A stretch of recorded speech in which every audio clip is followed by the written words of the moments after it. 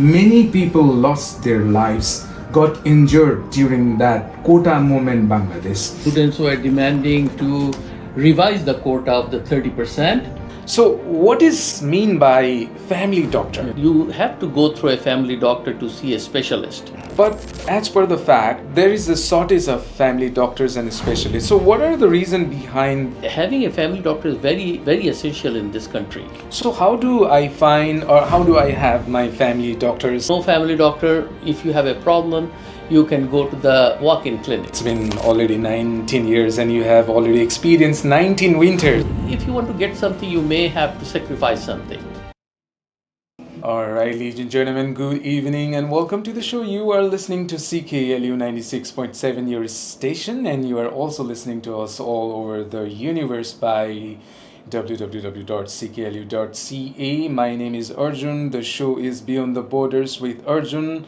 The show comes to you every Sunday, 7 p.m. until 8. And yes, today also I have amazing guest in this studio.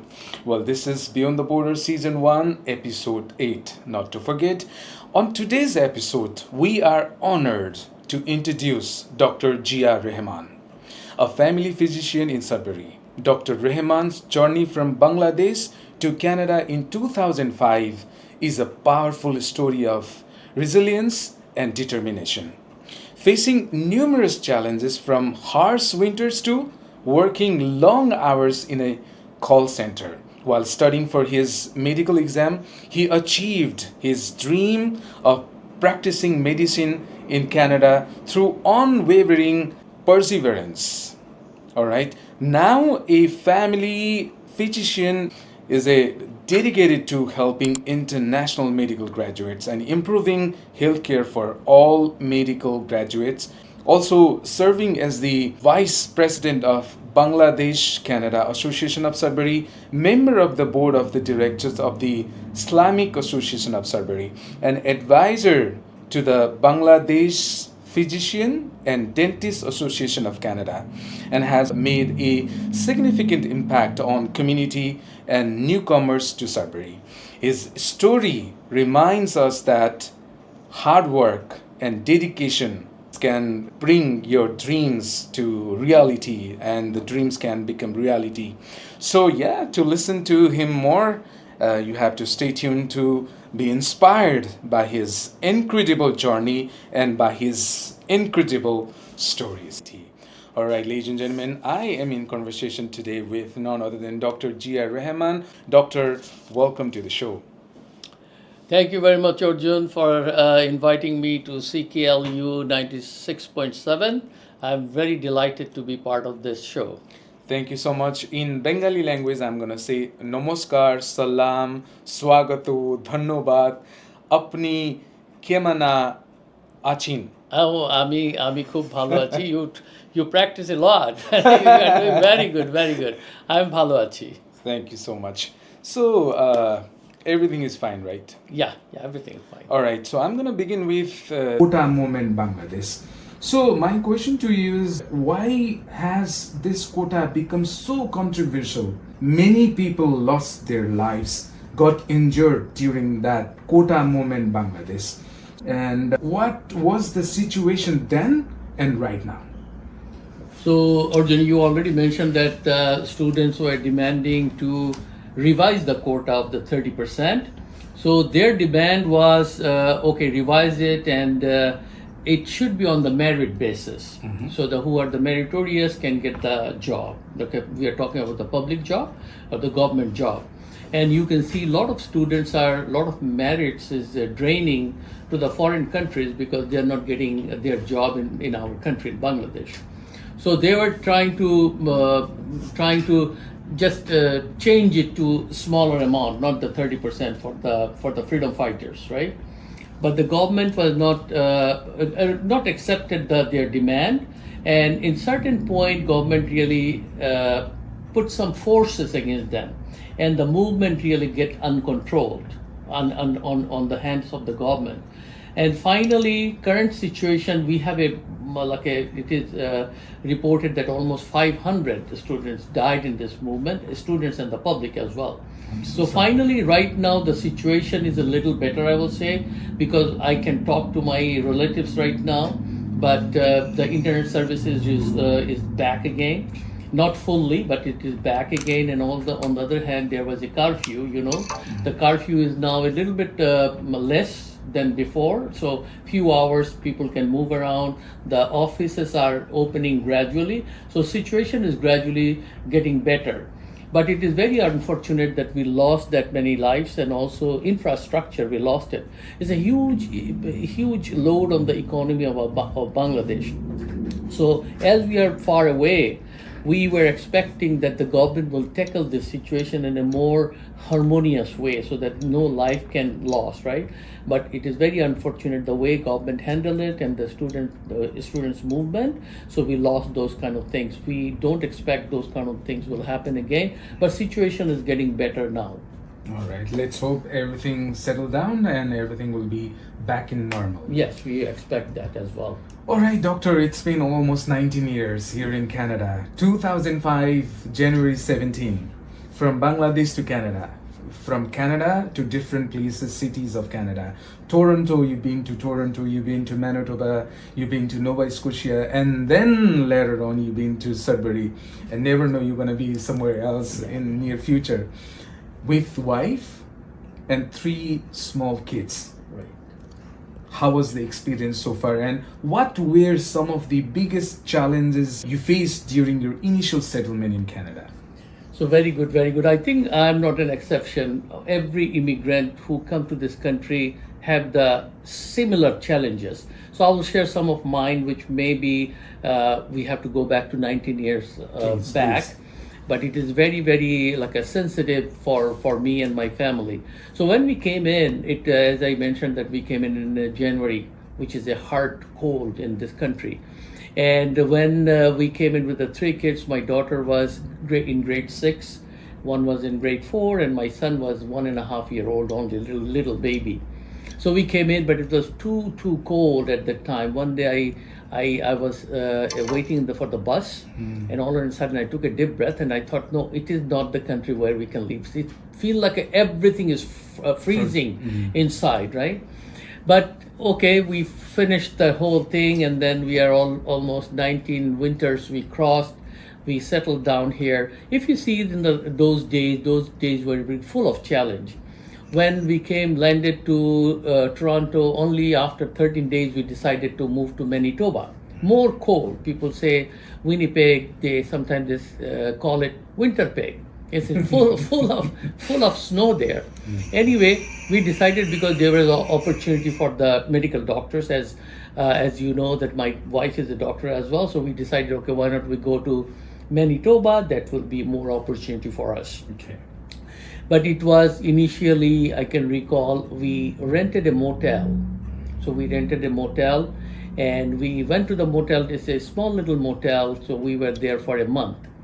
Then struggle started. Okay, when we tried to get a apartment, they were saying, oh, you don't have enough credit history, we cannot give it to you. So we are immigrant, but we have to live somewhere. So fortunately, one of my friend, he is from Bangladesh, I still recall his name, Nishad Bhai. So he is one of the Bangladeshi, my friend. He co-signed me that, okay, I will take the responsibility of the paying or everything. So we got a small little apartment. So we started that journey slowly. Still, I joke with my kids that Velu Village is our second home. You know the Velu Village where they sell the used clothes. Yeah. So we usually go there, buy some clothes for us. So those are the days, and also so very limited budget. You have to run everything. So, but I'm glad that my kids and my wife were so passionate. Like they were so in satisfaction that whatever we have to live with it. And we crossed that journey gradually, and I got my license, and I'm practicing now. I'm really thankful for my family, my community, who supported me at that time. All right. It's a wonderful journey. It's been already 19 years, and you have already experienced 19 winters. 19 now, winters. are you adapting to the winters of Canada? Yeah. I'm good now. You know, I have a Now I'm saying now I have a heated garage, so I can start my car from the garage and then I go, and my car is heated. I go and jump to my clinic. So those days are different. Now days are different. But I will share one more story. In 2005 when we came in, I don't have any shoe, proper shoe, Canadian like a winter shoe. Winter shoes, yeah. Yeah, Right. I was wearing my regular Bangladeshi shoe and I was walking on the snow. All on a sudden, I felt the water, the water goes in and my feet are freezing. Oh So my it was goodness. so painful. So we were not prepared to fight those, but everything is good now. We know the weather, we know the forecast, we have heated car, heated garage, heated office. Everything is great now. But those days, really, really was very hard for us. All right. Talking about those days, how did you manage to balance your job, as in you serve as an educator, preparing for your medical examinations, and also family responsibility during the first few years after your arrival in Canada? So, call center, community health centers, exam, and family responsibilities. Yeah, very good, very good. You're very good in questioning, though. Anyway, so what happened? When we came in, I was very desperate to get a job because otherwise, the money I brought with me it will end so soon. So I was looking for jobs. So I gave some of the interviews. So one of the company they thought that I would be okay with the call center. Okay. So I started with the call center, and the call center was a minimum wage. So you get at that time $7 or $8 per hour, most likely. 2005 we are talking about. 2005. Yeah, and it was a schedule was overnight sometime because we are talking overseas, and there was a schedule for that. Anyway, I worked for 3-4 weeks in the call center, but luckily, I got another job with the Nine Circle Community Health Center. That was a great job, I would say, and I was very grateful for the people who gave me that job. And that job I got because I have a public health degree. So I got the job, and my main responsibility was to travel to the First Nation, Indian Nation, a First Nation, and educate them on the HIV and AIDS. Because of my background, I was able to do that. So that way, 5 years I worked there. It was a 9 to 5 work, and then after work, I have to pick up another bag to go to the library. Those things I can still close my eye and I can see everything. That I have to take another bag, go to the library, depriving the family. I was not able to provide a lot of time to my family. That is, I will come to my wife's contribution to our family. Really. I was about to talk about Yes, that. yes. So you were busy, outside job, and then you also have your family responsibility, but completely, entirely, your wife was all the time there. So how did your wife decision to sacrifice her professional career as a medical doctor to focus on raising children impact your family and your career in Canada? Yeah. So I'm very grateful to my wife because she is the one who took the responsibility of taking care of the whole family, right? My 3 kids. And as I mentioned, my son was only 1.5 year old. So she was the one who took care of the whole family. Two daughters are going to school. My son was at home, or sometimes we managed to put him on the daycare. But so I did my work and my study, but she sacrificed to take care of the family, and ultimately she cannot pursue her career at that time. Okay. So that was a great sacrifice from her part, and the way we wanted our kids to be in this country, we are happy that they are in that the same way we wanted. Okay. So my elder daughter, she is a family doctor in Canada, and she's practicing in Ajax. Wow. My second daughter is a nurse practitioner. She's also working. My son, he graduated this year from Laurentian University. So the dream we have, it fulfilled. But my wife never have her license. That is her draw like a her. It is a painful situation, right? You are qualified, but you cannot practice in this country. That's but right. but she is still happy in a sense that the way she wanted her kids to grow, kids are in that way, and kids are lovely and they love their mother, love the family. So if you want to get something, you may have to sacrifice something. That is the way it is. So she's the one who really sacrificed her career, her time for the kid, for the family. Huge respect to your wife. So, why don't you sing a song for your wife right now? Oh. You know, ladies and gentlemen, he doesn't have a stethoscope right now, but he has guitar with him. He loves singing and he loves dedicating song to his wife sometimes. So, on my special request, he's gonna sing a small piece of line for his beautiful wife, and very, very amazing song. Okay, so I usually really don't practice it, but as he requested, I will do a little couple of lines. Here you go.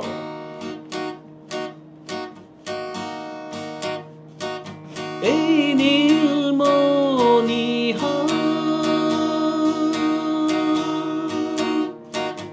এই স্বর্ণালী দিনে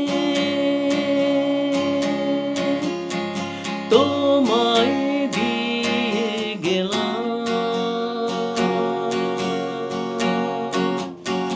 শুধু মনে রেখো এই নীলমণিহার,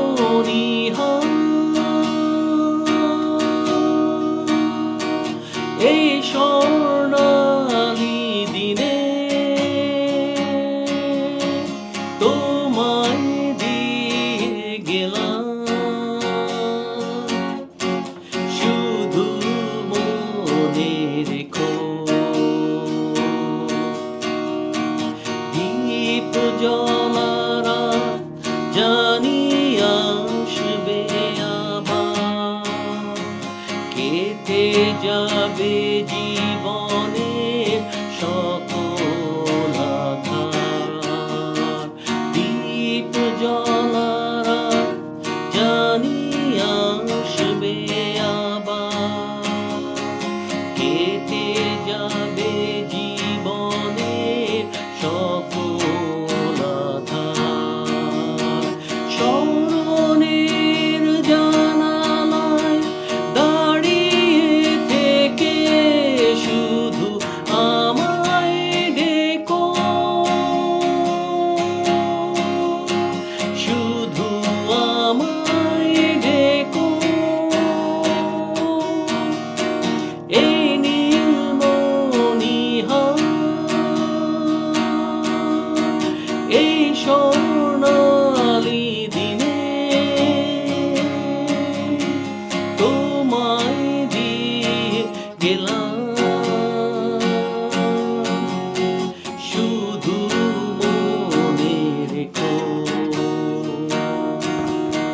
শুধু মনে রেখো, শুধু মনে রেখো। Beautiful, beautiful. What is the meaning of that last line? Oh, it says that this beautiful day, এই স্বর্ণালী দিনে, I'm giving my heart to you. Wow, you're giving your heart to her. So, when you were preparing for your medical exam, all right, so what are the main challenges international medical graduate face in the Canadian licensing process, and how did you overcome them? So this is a really very good and good question and relevant question. Right now we are so much shortage of medical doctors. So international graduates, when we come in this country, we have to write the exam again and again, right? So, but the drawback or the lacking is we don't have any formal training system in this country. Okay. So we come in, we go for exams, but knowledge-wise, I don't believe that we have any deficiencies of the knowledge, medical knowledge. But I agree that some kind of social things we don't know, the social norms, how to behave with the patient, what are the system here working, right? Those are the things I think that is the lacking from our graduates.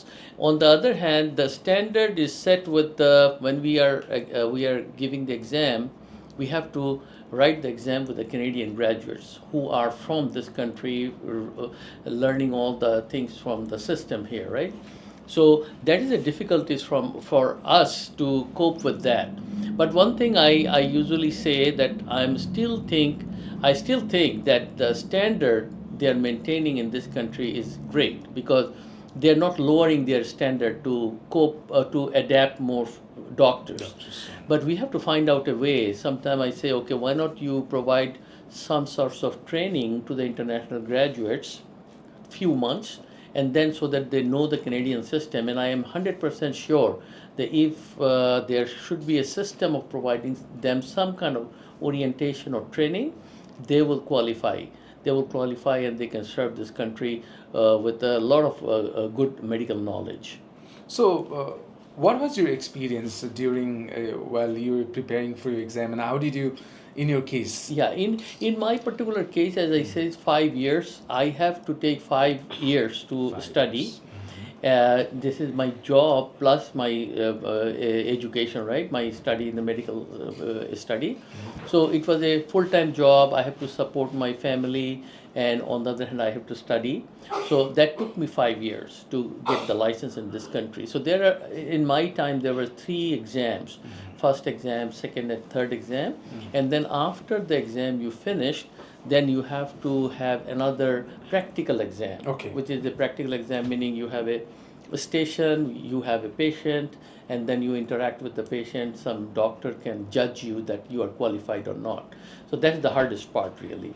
So in my case, as I mentioned, it took me 5 years, but I was lucky that I have a job to support my family somewhere, some other job I have. So, but most of the doctors, when they come in this country as an international graduate, they are really struggling to support their family. They don't have enough time to study. They're doing the odd job, like they're delivering pizza, driving taxis, and we can see a lot of them are doing this kind of thing. Some of them now are going to different other branches of medicine, like a nursing or ultrasonography or something else like that. So in my case, even I can see, as I mentioned, my wife has sacrificed whole thing. So like her, lot of international graduates are still not have license and just doing the odd job. This is a misutilization of the talents, right? You have a skill, but you cannot practice here. So that need to be really, government need to consider that, how they can provide them some sorts of training so that they can get to the system again. That's right. That's right. All right. So today, most of the questions are medical related questions, health related questions. So another one is like everybody is talking about family doctors, family doctors. So, but as per the fact, there is a shortage of family doctors and specialists. So, what are the reason behind the shortage of family doctors and specialists in Canada? Before that, I wanna simplify this and I wanna ask few questions before. So, what is mean by family doctor, and how important having a family doctor? I want to begin from there. Yeah, very good, very good. So this is a really very important question, because when we came in, Okay. 19 years ago, I come in with the same thing. I don't have any concept of the family doctor. True. Because in our country, or most of the country, immigration, they usually want to go and see a specialist. They can go and see a specialist right away, right? But when I came here, you have to go through a family doctor to see a specialist.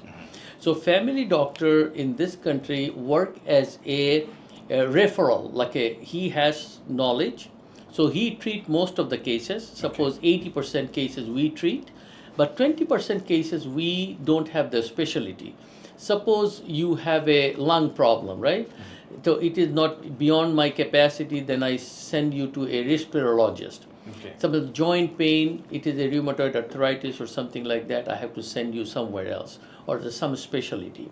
Gynecological cases, if it is a complicated, you send to a gynecologist, right? So those are the system. Family doctor, usually what they do, they refer to the patient to the other specialty when they are unable to treat them or it is beyond their capacity, and the specialist usually send the report to the family doctor to follow up. So family doctor is here like a father. Okay. So he holds all the paperwork, everything, and he send the patient to different specialties, and the report come to him, and he knows his well-being. Okay. Okay.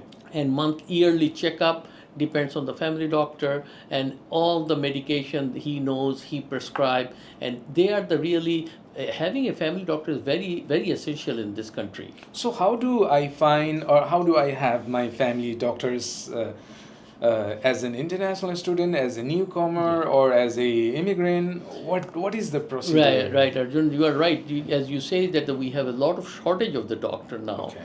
So we have shortage of the family doctors, a specialty. In Sudbury, we have a online request, right? Connect online, so you can put your name there. Okay. So you can put your name and address. It is a chronology. It's a waiting list. So when the new doctor is taking the practice in Sudbury, you will be called by their doctor, Okay. by the new doctor, right? But new doctor production is not that great here, and most of the doctors are not interested in family medicine anymore, because it is a huge responsibility of taking a family medicine, right? Absolutely. Yeah, and this is a responsibility. On the other hand, you are the main actor for their health, advocator for their health. So sometimes people don't feel that much responsibility. They go to the walk-in clinic or they do something else in the hospital. But we need more family doctor, as we have to create more doctors in this country, or we have to bring the international graduates when they are here, make the path a little bit of easier, in a sense that provide them some kind of training so that they can get to the system easily. So family doctor, in nutshell, if you don't have any family doctor, you are sometime can be like not your health cannot be taken care of fully. Okay, so if I don't have my family doctor, then my health problem won't be cured fully. No, meaning some of the system here is a safety net, right? Kind of safety net. So if you have a no family doctor, if you have a problem, you can go to the walk-in clinic. Walk-in clinic, every city have a walk-in clinic. All right. But the walk-in clinic and the family doctor treatment is different in a way. The walk-in clinic doctor see you once, and the follow-up can be done by somebody else, right? True. But the family doctor, if he follow up until you get better. Or if it is a serious enough in this country, then you have a 24 hours ER, emergency department. Okay. So you can go to the emergency department and your health can be taken care of. So all in all, even if you see, or my understanding or is some of the health indicator, like infant mortality rate, maternal mortality rate, life expectancy is really high even in Canada without having a lot of family doctors. Okay. But in our country, doctors are readily available if you have money. If you have money, you can see the topmost doctor. But all the indicators are really low. So some of the like a patient can go to the neurologist for headache, which is not really necessary to see a neurologist for headache, right? You go to the family doctor, he prescribe you. If you fail, then go to the neurologist. Okay, doctor, I want to interrupt. Sorry for that. So, how much money I have to pay to have a family doctor, and is there any categories or is there any kind of hard and fast rule to have a doctor? You should have PR, you should have citizenship, something like that. Is there any? No. Really, for the family doctor, one is you need to be on the local area. Okay. So resident of the local area. All right. And second is you have a health card. So because the OHIP billing, right? As we are in Canada, in Toronto, so billing through the OHIP, and those are the primary criteria. But if you are a student and you have a insurance, then probably it is a less chance that you will get a family doctor on a regular basis. Okay. But some of the doctor can accept, family doctor can accept them, and they can bill through their insurance as a family doctors, because we are so much shortage here doctors. So we are taking more of the patients who are with a OHIP, the health card they have, they take them there. And getting a family doctor is really hard now here in Sudbury. So what's the reason behind? Now I come to the main question. Reason behind, if you see, for last couple of years, a lot of family doctors retired. Two of our renowned family doctors, they died. due to some reason, they died. Okay, their practice is closed now, and on the other hand, as I mentioned, that new graduates are not really interested in opening the family practice. It could be one of the reason could be like a money, could be the workload. They are more comfortable working in a walk-in basis, or they are more comfortable working in a shift basis in the hospital, and they don't want to take responsibility like okay, I have 1,500 people in my roster and I'm responsible for them, right? So I don't want that. So they are just doing it on a day-to-day basis, walk-in clinic, hospital job, getting paid and go home, this kind of thing. But it is already in the dialogue that the family medicine like a remuneration need to be increased, or some kind of incentive need to be given to the people who are working in the rural areas. Suppose in Sudbury or North Bay or Timmins, wherever you go more north, you get more paid. So that can be one incentive for the people to move to the rural areas, especially in Sudbury. Yeah. All right, okay. So I have lots many questions related to health sectors. Another big issues, or I don't know, it's a mentality, or most of the immigrants, let's say, most of the people who are from Asian countries, let's say, they are like frustrated with the long waiting times in emergency care. So how can Canada address the issue of long waiting times in emergency care while keeping up the high quality of health care? So emergency care, I will quote with my daughter, my daughter Anika. She has an interview. Dr. Anika, she has an interview also. So she says that first of all, we have to educate our community what is emergency and what is not emergency. Sure. So you have a little small ankle sprain, and you are going to the emergency. That is not fair. Fair in a sense that makes wait time longer and longer and longer. On the other hand, those people who go with the sprain of the ankle to the emergency department because they don't have any family doctor, where they will go. So the easiest, or the one of the solution could be go to the nearby walk-in clinic. Walk-in clinic wait time is not that bad, but if you go with a sprained ankle to the emergency, that will put more load on the people who really need the emergency services, right? Chest pain, short of breath, broken ankle, those kind of people, right? So it is one way to educate the people, okay, which is emergency, go to emergency. If it is not kind of that emergency, go to the walk-in clinic. That will load, number one, that will reduce the time in the emergency. But the problem is really our number of doctors. Number of doctors. So we have to increase the number of doctors, and there are some ways or something we need to do about it. So is this the number of doctors or something else? Like compared to other countries, you get medical treatment right away with the specialists, whatever problem you have. And then here you have to book an appointment and you have to wait for 6 months, 1 year. It's a concept, a mindset. I don't know. Can you please clarify this? Yeah, worth waiting, and I will say, as I am in the system, sometime emergency care is provided when it is really necessary. Okay. Suppose you have a stroke, right? A stroke in the sense that you have a paralysis in one part. You go to the hospital. Our protocol is from door to vein, from you go to the door, and your CT scan and everything should be done with 60 minutes. So you go with a paralysis of one side, like a stroke, and they will do within one hour, they will do the CT scan and everything. This is the protocol. Okay, same protocol is also for the chest pain. You are there for the chest pain, and they will do all the blood works and everything within 30 minutes or 40 minutes. Okay, these are the protocol. So emergency is still good, like if you are going to the right place. But sometimes as I mentioned, the ankle sprain, going to the emergency, and it is taking more time because they are handling more on the real emergencies, the doctors are. Okay. Shortage is of course a big issue here. The shortage, we always have shortage, and if we cannot bring more doctors here, it will be a problem in future because a lot of immigrant are coming, our population load is getting bigger and bigger, but proportionately we don't have the doctors.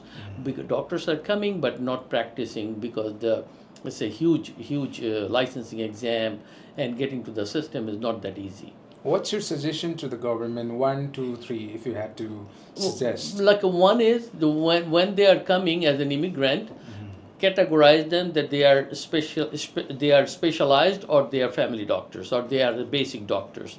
Then put them through the training process. If suppose a gynecologist is coming from Bangladesh, set her to a gynecologist and give her a 6 month of training orientation, and if she qualifies the exam, then put her in the place, right? Orthopedic surgeon coming from Bangladesh, then put them in the orthopedic surgery team and train them 6 months, orient them 6 months, and then put them in the real field. Okay, so the same thing for the family physician who are coming as a basic doctor. To put them in the training process or orientation process, and then take the exam and put them in the system. So not only from Bangladesh, lots of international graduates are coming from all over the world, but they're not getting a job here as a physician, but they are doing something else, and that is totally it is misutilization of resource and the merit. So you need to, one, government should start taking thinking about that. I will say the government is still really very actively thinking about it, to do something about that, because we have a meeting with the, as I say, that I'm also involved with the Bangladesh Dentist and Physician Association of Canada. So we are talking with the different sectors that how best we can bring them in the system. So that is a forum is really formed to accommodate how we can accommodate those international graduates in the main system.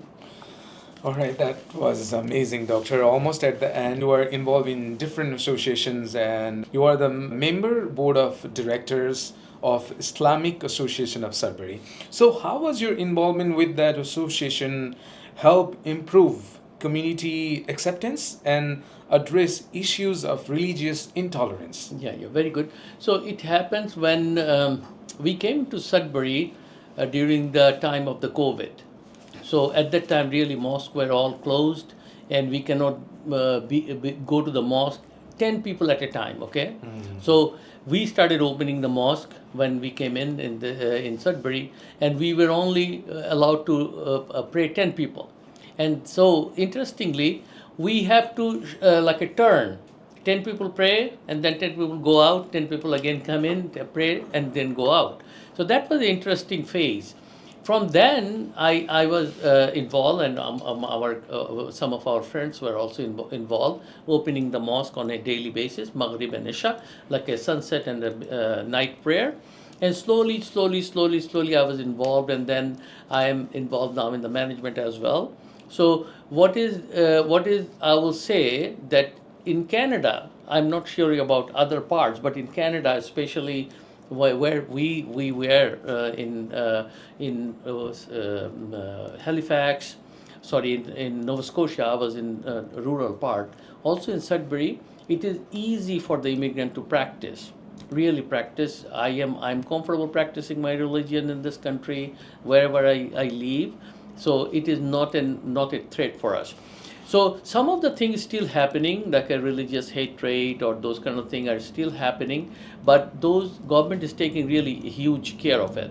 So what happened when you remember a couple of years ago, a car was crashed over the four Muslim people were died at that time. So the police came to our mosque, and police says that they stand in front of all people and then say, if anybody bothers you regarding any kind of like a religious hatred or cultural hatred, just let us know. And police came into the mosque and they say, okay, be safe, and we are on your side. If anybody do anything, just let us know. That is the policy of the government in this country. So we are very happy. We are very happy in that case. So this is the situation that we are able to practice our religion in this country, and I don't think. And on the other hand, everybody have a different religion, and they should have to practice their own religion wherever they are. Absolutely, right? yeah. And it is. I think it's a great country where you can really practice whatever you like to practice. Thank you so much, Doctor. So, at last, any suggestion to the newcomers or immigrant and those who are listening to us right now? Yeah, no, many. I'm very happy that I was able to share my own journey, and thank you very much for CKLU 96.7, especially Arjun, for inviting me for this program. So I will say for the immigrants, when you come in, you do your own research first, where you're going and what you will get there. Okay, make connection with the people who are already in here, friends, family, and get some tips what to do, what kind of education you need, and what kind of even dress you need before you come in. And then when you come in, set your goal, and like make a time frame. Okay, 3 years I will get there, and this 3 years I will prepare myself in such a way, such a way. And I am sure this is the country, from my experience, if you try, you will achieve it. If you try, you will achieve it. In some of the countries, like Asian countries, there is a lot of barriers, which is unseen barrier. You have to be affiliated with this group or that group, otherwise you will not get the job, you will not get the this. But here is a fair system. If you work hard, you will get your desired goal. So be persistent, be consistent, and focus on your goal. I believe you will be successful, and you will achieve your goal if you are persistent on your journey or your trial. So don't think that you are a failure. You can fail once, but you will be successful if you are really persistent on your goal. Exactly. Thank you so much, Doctor, for your time, and thank you so much for wonderful insights Yeah, today. thank you very much for having me today. Thank you. Coming up is info session. Stay tuned.